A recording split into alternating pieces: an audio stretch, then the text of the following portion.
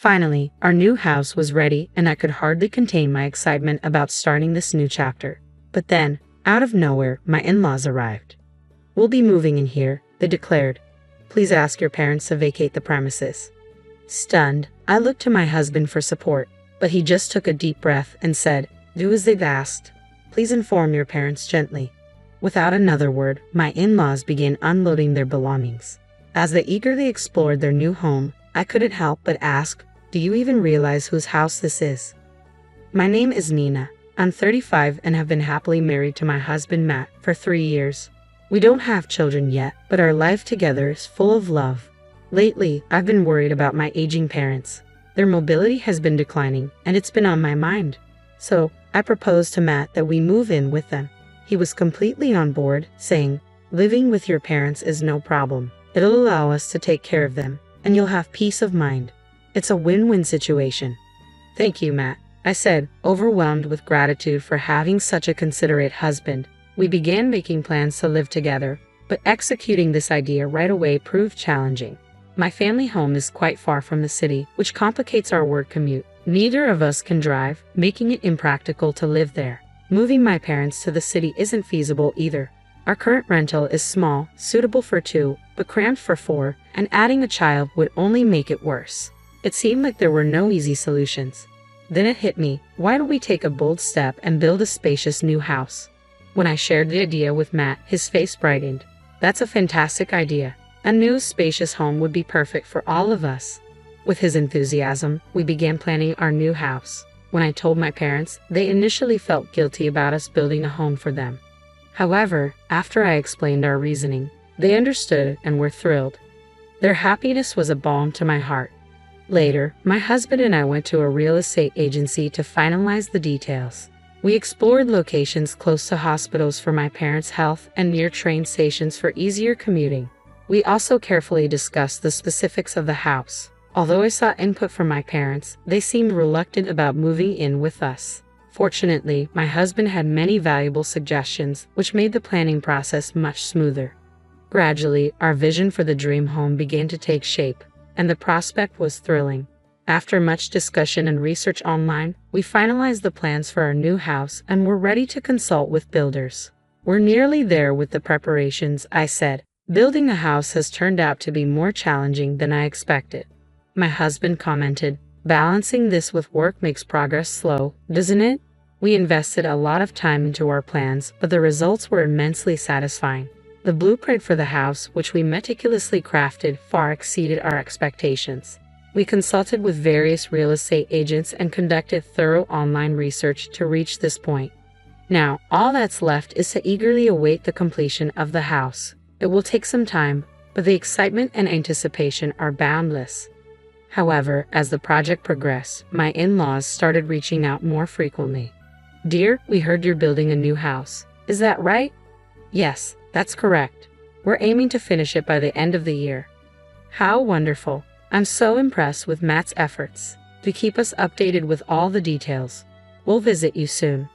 "Okay, sure," I replied. Surprised by my mother-in-law's enthusiasm, my husband and I decided to visit their house over the weekend. They welcomed us with warm smiles. Building a brand new home is such a joyous event. Just thinking about it is exciting, isn't it? My father-in-law said, almost as if he were reminiscing about his own experiences. "Yes, we're very excited. We're hoping the construction goes smoothly and finishes quickly so we can move into the new house as soon as possible." We all shared a laugh. It's definitely an exciting topic. By the way, would you like to see the blueprints? Following my mother-in-law's request, my husband pulled out his phone to show them the design he had photographed. "Oh, it's quite spacious," she observed. "And so many rooms." "Yes, well, we'll be living with my parents, so we needed the extra space," I explained. "Wait, you're all moving in together?" Both of my in-laws looked at my husband in disbelief. "So you two are going to live with Nina's parents?" "Yes," my husband replied. "Since my parents are getting older, we suggested living together, which led us to decide to build a new house." "Really? I see. Moving in together." Their tone shifted noticeably, hinting at their discomfort. To shift the focus, I attempted to change the subject. "How have you both been? How's your health?" "We're doing well. No major changes, just the usual routine." But tell us more about the new house. Which room will your parents be using? Well, we're currently planning for this room, my husband explained, pointing to the blueprint. He seemed unaware of the subtle shift in mood, but I could see that their expressions grew tense when they learned my parents would be moving in. It might feel as if my parents were receiving special treatment. I felt a twinge of guilt but hoped they would understand our decision given my parents' situation. However, it was clear they were struggling to accept it. The construction of our home was progressing smoothly, and each visit revealed how close it was to completion. As my husband often said, I was caught between the eagerness to move in quickly and the desire for everything to be perfect. My parents visited midway through the construction and were thrilled with the progress, which made me feel grateful to be able to provide this for them. However, I was concerned that my husband had been visiting his parents almost every weekend lately. Are you planning to visit your parents again this weekend? Yeah, I am, he replied. You've been visiting them quite frequently since the start of the year, I noted. I want to show my appreciation to them as well. That's why I've been making an effort to visit them on my days off. I understand. Matt, you're so considerate. Should I come along? I asked, concerned that his parents might feel disappointed.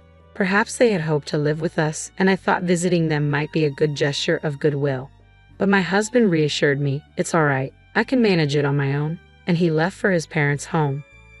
I decided to honor his choice and promised to support him as needed. Time passed quickly, and our new house was finally ready. On moving day, we loaded the car with boxes and headed to our new home, brimming with excitement. When we arrived and saw the house, I was so overwhelmed that I couldn't help but exclaim, "Wow, our new home." It marked the start of a new chapter. I began envisioning our life there, cooking while watching my husband and our future child playing in the yard or enjoying a family barbecue. These thoughts only fueled my excitement further. My parents, who were set to move in with us, called to let us know they'd be delayed due to traffic. They told us to go ahead and start settling in, but I said, "We'll wait for you," intending to share the same with my husband.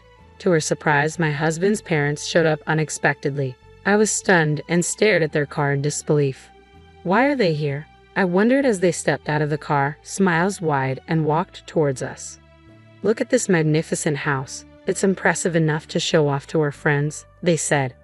Yes, it's the house that Matt and I carefully planned, I responded. Nina, you have excellent taste, my mother-in-law added. Well, I suppose I can give her credit for that, I said, thank you. To my surprise, they began unloading a considerable amount of luggage from their car. Startled, I quickly asked, Mother-in-law, father-in-law, why do you have so much stuff? What are you planning to do? Their reply was equally unexpected. What do you mean? We're moving our things into this house. What? You're planning to live here starting today? You'll need to ask your parents to leave, they said. What? Why are you doing this? I asked in disbelief. With a hint of frustration, my mother-in-law explained, as a new bride, it's customary to prioritize your husband's family. We should be the ones moving into the new house. Once you understand that, please let your parents know we're busy moving our things. Feeling overwhelmed, I turned to my husband for support. He took a deep breath and said, do as she says, just let your parents know gently. But this house was intended for me and my parents. I can't accept this decision, I protested. He responded with visible irritation. Didn't my mom just say that it's natural for a wife to prioritize her husband's family? We can address your parents' situation later. I was in disbelief. It was clear that my husband was either heavily influenced by his parents or had always shared their perspective, which was now more evident than ever. Come on, help with the moving, he said. With that, my in-laws began unloading their belongings, even though neither my parents nor I had entered the house yet. They proceeded without permission. Oh, how wonderful. The interior is just splendid, they exclaimed, eagerly exploring the house. I confronted them. Do you know whose house this is? What? They responded, momentarily taken aback. After a brief pause, they turned to face me. Whose house? Of course, it's Matt's house. Are you suggesting you have a claim to it? Since you and Matt are living here and he's put so much into building this house, you have no right to make any claims without letting me explain first. My in-laws seemed to have jumped to conclusions and were blaming me. It appeared my husband hadn't shared details about our finances with them. Why would your parents live in Matt's house in the first place? They questioned. Yes, it's strange. Poor Matt.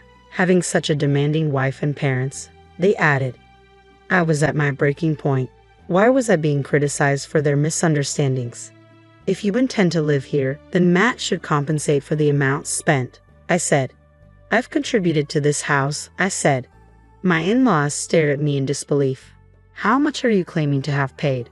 It must be a small amount, maybe $800, they mocked. My husband, looking uncomfortable, said nothing. I turned to him, challenging, Are you being honest? How high and mighty do you think you are? He hesitated. What are you insinuating? My mother-in-law demanded, her tone authoritative. Seeing that my husband was unwilling to address the issue, I decided to clarify things myself. I pay for this house entirely with my savings. If you plan to live here, I expect repayment of $355,000 for the cost of the house. My in-laws were stunned, their mouths agape and eyes wide. They turned to my husband for confirmation. Matt, is this true? Did Nina really buy this house? They asked. My husband nodded slightly. Yes, Nina bought the house. She got a promotion quickly and now earns more than I do. But you've been working for a long time as well. And you graduated from a prestigious university. Shouldn't you be earning a decent salary too? Well, I made a significant mistake at work. I can't get promoted and even had a pay cut. Now I'm earning as much as a new employee, my husband admitted. When he revealed this, my in-laws were at a loss for words. We never imagined Matt would be in such a situation. After a moment of silence, their attitude shifted entirely. They began apologizing to me. Nina, we're truly sorry for our earlier comments. We misunderstood everything. Please forgive us and let us stay in this house. What? They continued to apologize profusely, and my husband bowed deeply. Please, it's my fault for not telling you sooner. Let us stay here with you. I was completely taken aback by their words and actions. No matter how much you plead, I can't accept this. I built this house to live with my parents. If that's not possible, there's no point in having this house. If you want to live here, you'll need to pay me $355,000. We don't have that kind of money, they replied. Then it seems you'll need to find somewhere else to go. Wait, we sold our previous home and moved out. If we're evicted from here, we have nowhere else to go. Nina, please let us stay. Your parents can live with us too. What are they thinking? Living under one roof with a couple and both sets of parents is unmanageable. I can't agree to that. If you sold your house, you must have some funds left. Why not use that to find a flat? Hearing this, tears welled up in my in-laws' eyes. The truth is, we lost a significant amount in a bad investment. The money from selling our house and our retirement savings went toward paying off that debt. We have nothing left. I'm retired, and my wife has been a housewife for years, so she can't work at this age. You're our only hope. Despite the heartfelt plea, the situation was a result of their own financial mistakes. If you need help, shouldn't you be asking your son for support?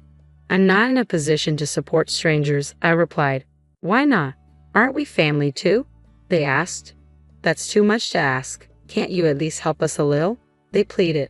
It's impossible. I can't even fathom living with someone whose family is trying to take over our home. Matt, let's get a divorce. What? Wait a minute. I can't even think about a divorce. I'm sorry, but I can't forgive this. Please leave right now. When I mentioned divorce, my husband panicked. My in-laws continued to plead, but I had already lost any willingness to forgive them. If you plan to stay here, I'll call the police, I warned, causing my in-laws to flee in fear. My husband, dismayed, protested, I'm still your husband. I should have the right to stay here. If you insist, I'll take legal action, I replied. His demeanor changed instantly. Understating that a lawsuit could cost him his job, he quickly gathered his belongings and left. Shortly after he departed, my parents arrived. They were confused by his absence but were shocked when I explained the situation. They thanked me, saying, "Thank you for standing up for us. I wish my husband had been more understanding, but I'm relieved to have distanced myself from such a selfish in-law family before our child was born." The divorce process proceeded smoothly, and I became single again. Now, I enjoyed peaceful days in our newly built house with my parents.